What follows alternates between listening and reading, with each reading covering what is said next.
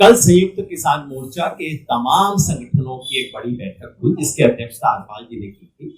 उस बैठक में जो निर्णय हुए वो मैं आपके सामने बता रहा हूं, पढ़ के सिर्फ सुना दे रहा हूं, बाकी साथी आगे उसका विस्तार से बता। 5 अपील हम पूरे देश के लिए कर रहे हैं। पहला कार्यक्रम है 12 तारीख को। 12 तारीख को हमारे इन सभी 5 शहीदों, 4 हमारे किसान और 1 पत्रकार जो शहीद हुए इसके नीचे 5 किसान और 1 किसान पत्रकार थे जिन्हें मुझे करेक्ट किया। इन 5 की अंतिम अरदास और भोग समारोह उत्तर प्रदेश लखीमपुर जिले में तिकोनिया स्थान पर होगा। एग्जैक्ट वेन्यू हम कल शाम तक तय करके बता देंगे, लेकिन लगभग वहीं जहां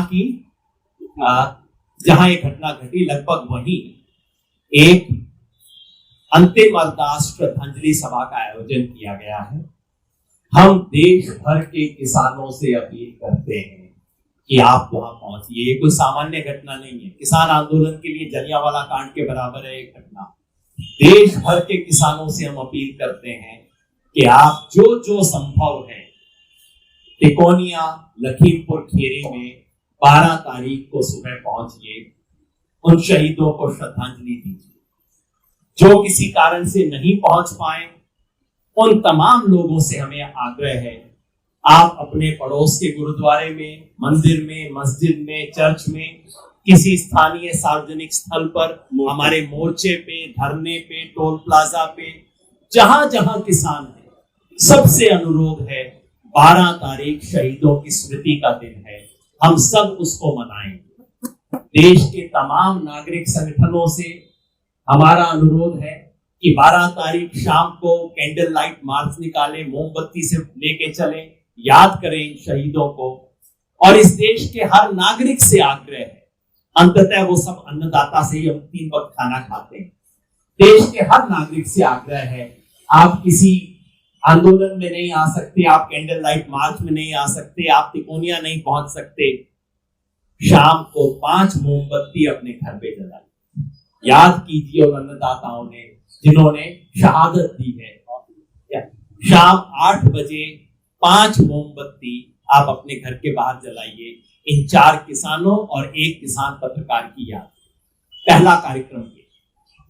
दूसरा कार्यक्रम है कि 12 तारीख को वही तिकोनिया से पूरे देश के लिए शहीद किसानों के अस्थि कलश, फूल बोलते हैं, उसे लेके यात्रा रवाना हो। उत्तर प्रदेश के जितने भी जिले हैं, हर जिले के लिए अलग अलग कलश लेके उस जिले की यात्रा वहां से रवाना होगी 12 तारीख को, और ये यात्राएं सब 24 तारीख तक समाप्त हो जाएंगी। और बाकी देश के हर राज्य के लिए एक एक कलश लेके वहां के लिए यात्रा शुरू होगी। केरला के लिए भी, तमिलनाडु के लिए भी, मेघालय त्रिपुरा के लिए भी, गुजरात के लिए भी, जम्मू कश्मीर के लिए। तो 12 तारीख से कलश यात्रा, शहीद किसान कलश यात्रा रवाना होगी हर जिले के लिए, हर राज्य के लिए, और उसे अपने अपने जिले, अपने अपने राज्य में संयुक्त किसान मोर्चा के जो सहयोगी संगठन है वो तय करेंगे यात्रा का विसर्जन कहां पे होगा। किसी पवित्र स्थान पे, किसी ऐतिहासिक स्थान पे उसका विसर्जन किया जाएगा। दूसरा प्रोग्राम। तीसरा प्रोग्राम है दशहरे का। 15 अक्टूबर को दशहरा है। संयुक्त किसान मोर्चा की अपील है देश के तमाम नागरिकों से कि ये सच की विजय और झूठ के नाश का दिवस है, और इस वक्त इस देश में झूठ के सबसे बड़े जो 3 प्रतीक हैं, इस देश के प्रधानमंत्री नरेंद्र मोदी, इस देश के गृह मंत्री अमित शाह, और स्थानीय स्तर पे हम तो तीसरे की भी घोषणा कर रहे थे। हमारे सब साथियों ने कहा नहीं, मेरा विलन ये है, दूसरे ने कहा मेरा विलन ये है, हमने कहा तीसरा आप अपने मन से तय कर लीजिएगा। कि योगी जी का सोचता है, दूसरे ने कहा नहीं खट्टर जी भी उतने ही बड़े हैं, हमने कहा तीसरा आप अपने मन से बना लीजिए, स्थानीय स्तर पे तय होगा। झूठ और अहंकार के इन 3 प्रतिनिधियों को चुनकर इस बार दशहरा में उनका पुतला दहन किया जाएगा। तीसरा कार्यक्रम। चौथा कार्यक्रम है 18 अक्टूबर का। 18 अक्टूबर को रेल रोको सुबह 10 बजे से शाम 4 बजे तक संयुक्त किसान मोर्चा की तरफ से रेल रोको के कार्यक्रम का आह्वान दिया गया। और पांचवा और अंतिम कार्यक्रम 26 अक्टूबर का। 26 तारीख हमारे लिए बड़ी महत्वपूर्ण हो गई है हर महीने की। 26 अक्टूबर को उत्तर प्रदेश की राजधानी लखनऊ में एक ऐतिहासिक महापंचायत का आयोजन किया जाएगा। राकेश जी मेरे साथ बैठे हैं, हरपाल भाई भी हैं, तमाम साथी हैं। जिस तरह की ऐतिहासिक महापंचायत मुजफ्फरनगर में करके हमने शुरुआत की थी, उसी तरह से इस बार लखनऊ में 26 तारीख को ऐतिहासिक महापंचायत की जाएगी।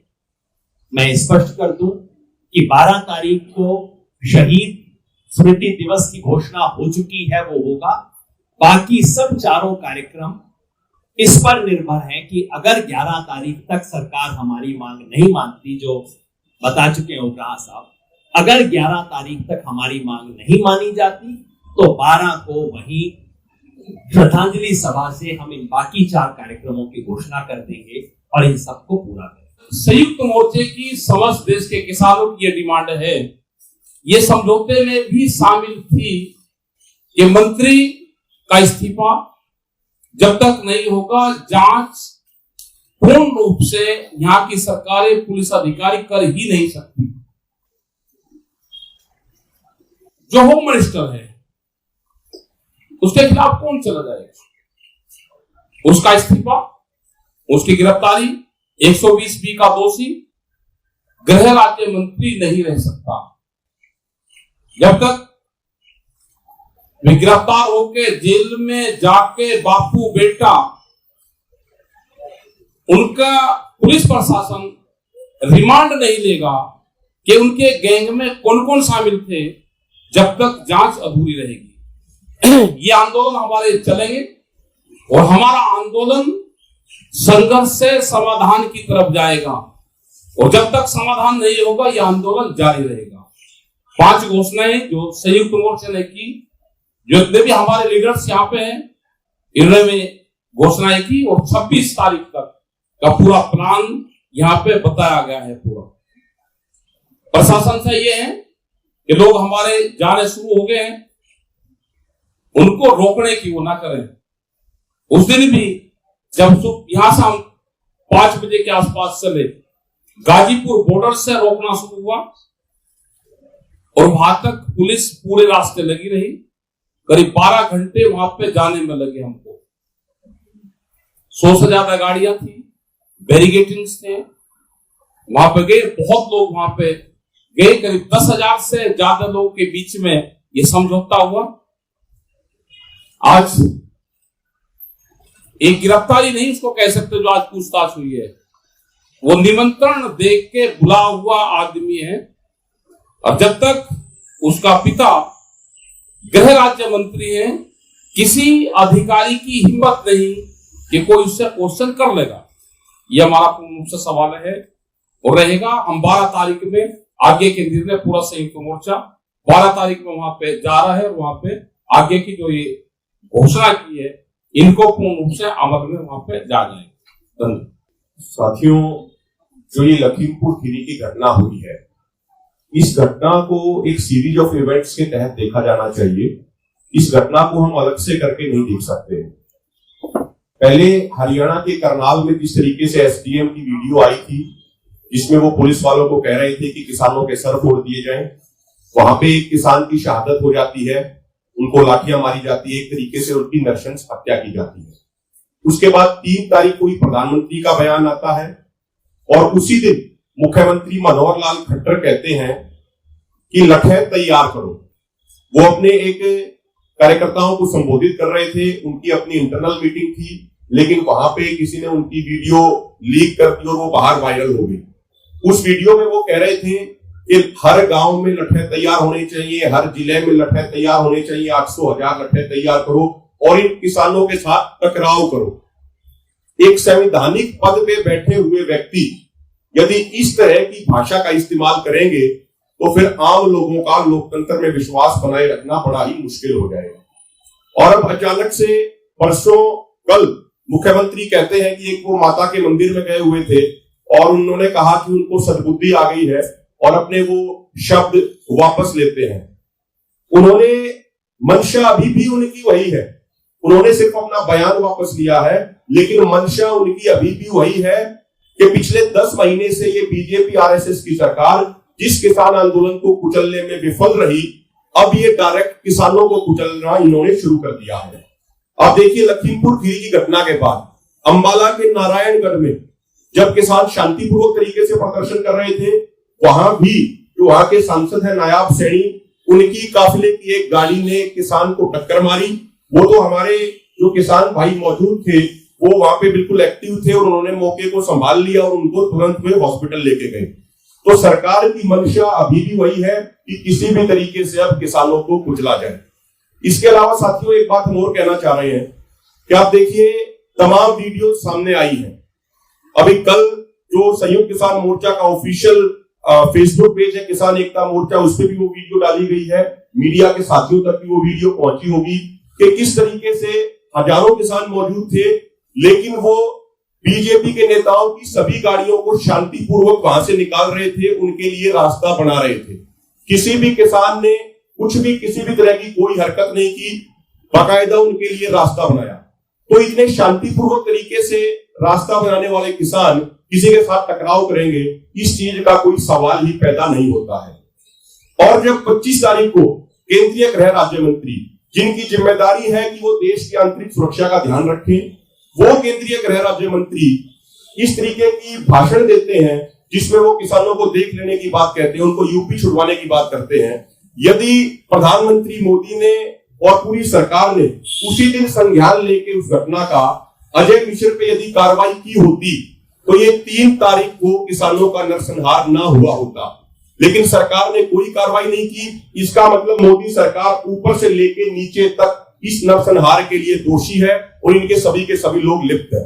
अभी एक सूचना और मिल रही है कि लखीमपुर में दोबारा से इंटरनेट सेवाएं बंद कर दी गई है।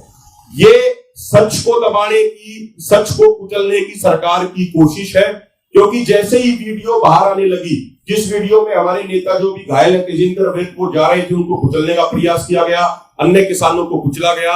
फिर ये वीडियो सामने आई जिसमें किसान रास्ता दे रहे हैं बीजेपी के नेताओं को।